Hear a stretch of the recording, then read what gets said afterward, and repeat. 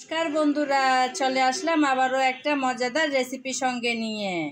আপনারা হয়তো বলতে পারেন, কি এমন মজার রেসিপি? সামনে তো দেখতে পাচ্ছি এক বাটি আলু। হ্যাঁ বন্ধুরা, আমি আজকে আলু নিয়েই চলে আসলাম। যে সবজিটা ছাড়া কোনো ঘরেই থাকতে পারে না বা কোনো রান্নাই হয় না। যে কোনো সবজি বলুন, মাছ বলুন, মাংস কিংবা মজাদার বিরিয়ানি, সব কিছুতেই লাগে এই আলু। আর সেই আলু দিয়ে বানাবো আজকে মজার একটা রেসিপি। তাই আমি এখানে কিছুটা পরিমাণ আলু কেটে ধুয়ে পরিষ্কার করে নিলাম। আমি আজকের আলু রান্না করব এই যে মাটনের বিশেষ বিশেষ অংশ দিয়ে। অর্থাৎ আমি আজকের আলু রান্না করব মাটনের বিশেষ বিশেষ অংশ দিয়ে। যেমন এখানে আছে ব্রেন আছে, মাংসের পিস আছে, কিছুটা হাড়ের পিস আছে, যেমন এখানে হাড়ের পিস রাখছি, তারপর কলিজা, তারপর হচ্ছে চর্বি, সব মিলে আমি আজকে এই মজাদার রেসিপিটা বানাবো। আমার রেসিপিটা দেখার জন্য আশা করি আমার বন্ধুরা সঙ্গে থাকবেন। শুরুতে আমি এই বিশেষ বিশেষ পিসগুলোতে কিছু মশলা মেখে নেব। প্রথমে দিয়ে দিচ্ছি হলুদ, তারপর দিচ্ছি মরিচ। ঝালটা যে যেমন পছন্দ করেন সেরকম দেবেন।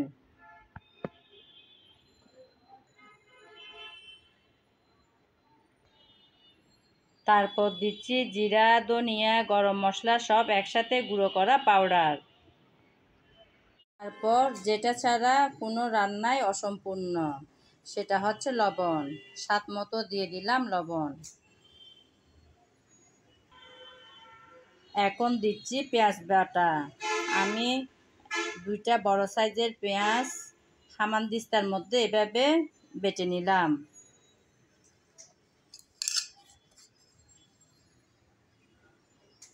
তারপর দিচ্ছি রসুন বাটা।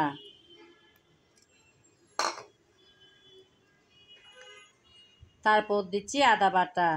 এখন সবগুলো আমি একসাথে মাটনের সাথে ভালোভাবে মেখে নেব। আমি সবগুলো মশলা ভালোভাবে মাংসের গায়ে গায়ে মেখে নিলাম। আমার আজকের এই রেসিপি যদি কারো ভালো লেগে থাকে তাহলে আমার চ্যানেলটি সাবস্ক্রাইব করে আমার পাশে থাকবেন। আর যদি ফেসবুক পেজে দেখে থাকেন তাহলে পেজটি ফলো করে দেওয়ার অনুরোধ রইল। মেখে নিয়েছি, এখন রেখে দেব 10 থেকে 15 মিনিট। বন্ধুরা, আমি প্রায় 15 মিনিট পর আসলাম। আমার মাংস কিন্তু প্রায় অনেকটাই ম্যারিনেট হয়ে গেছে। এর বেশিক্ষণ রাখবো না, আপনারা চাইলে এর বেশিক্ষণ রাখতে পারেন। আমি রাখবো না, কারণ আজকে আমার এই রান্নাটা করব আমি প্রেসার কুকারে। তাই মনে হয় আর না রাখলেও চলবে। চলুন তাহলে রান্নাটা দেখে নেওয়া যাক। বন্ধুরা, চলে আসছি আমি আমার রান্নাঘরে। আমি তো বলেছি প্রেসার কুকারে রান্নাটা বসাবো, তাই প্রেসার কুকার বসিয়ে দিলাম চুলায়। পরিমাণ মতো তেল দিয়েছি।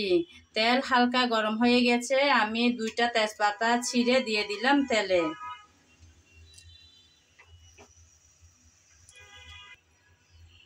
এখন দিয়ে দিচ্ছি এলাচ, লবঙ্গ আর দারুচিনি। হালকা করে একটু নেড়ে চেড়ে নিচ্ছি।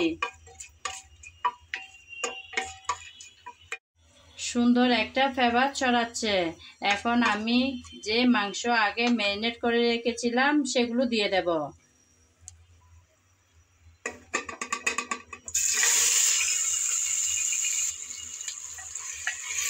মাংসগুলো দিয়ে দেওয়ার পর আমি ভালোভাবে নেড়ে চেড়ে কষিয়ে নেব।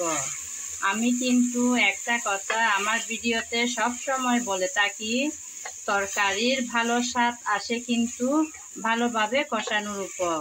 তাই খুব যত্ন সহকারে কষানোটা করতে হয়। যেমন সুন্দর কালার, সুন্দর ঘ্রাণ, ভালো স্বাদ, তিনোটাই কিন্তু আসে ভালোভাবে কষিয়ে নেওয়ার পর। সেজন্য খুব যত্ন সহকারে কষানোটা করতে হবে। আমি নেড়ে চেড়ে ভালোভাবে মিশিয়ে নিলাম। আমি কিছুক্ষণ পর পর এসে প্রায় 3-4 বারের মতো নেড়ে চেড়ে ভালোভাবে কষিয়ে নিলাম।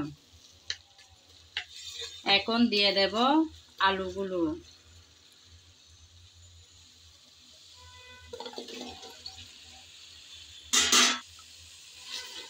আলুগুলো দিয়ে আবারও নেড়ে চেড়ে ভালোভাবে একটু কষিয়ে নেব। আসলে আলুটা এমন একটা সবজি যেটা কিনা সবার ঘরে থাকে, সবার ঘরে প্রতিদিন কোনো না কোনো সবজির সাথে দেওয়া হয়, কিংবা মাছ, মাংস অথবা বিরিয়ানিতে। এমন একটা সবজি যেখানে সব কিছুতে যায়।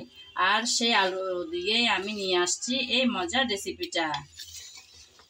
কিছুক্ষণ আমি নেড়ে চেড়ে আলু ভালোভাবে কষিয়ে নিলাম। আমি আবারও কিছুক্ষণ পর এসে একটু নেড়ে চেড়ে ভালোভাবে কষিয়ে নিচ্ছি। আসলে বন্ধুরা, যারা আমার রেসিপি ফলো করেন তারা বুঝতে পারবেন যে আমি কিন্তু ঘরে থাকা উপকরণ দিয়ে রেসিপি শেয়ার করার চেষ্টা করি, যাতে রান্নাটা অনেক সহজ হয়।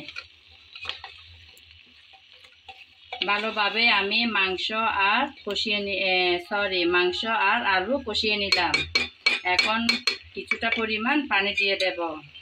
আমার মশলা বাটার যে বাটিটা ছিল সেই বাটিটা ধুয়ে আমি এখন পরিমাণ মতো পানি দিয়ে দিলাম। আমার মনে হয় আরেকটু পানি লাগবে, তাই দিয়ে দেব। আমার মনে হয় আলু আর মাংস সিদ্ধ হতে আরেকটু পানি লাগবে, তাই দিয়ে দিলাম। এখন মাংস আলু আবারও একটু নেড়ে চেড়ে ভালোভাবে মিশিয়ে নিলাম। এখন ভালোভাবে আমি ঢাকনাটা লাগিয়ে রান্না করে নেব। পানি তো দিয়ে দিলাম পরিমাণ মতো, এখন ঢাকনাটা লাগিয়ে দিলাম।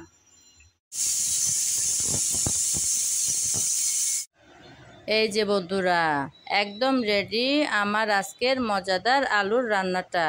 চাইলে আপনারা একবার ট্রাই করতে পারেন রেসিপিটা ফলো করে। সবাই ভালো থাকবেন, নমস্কার।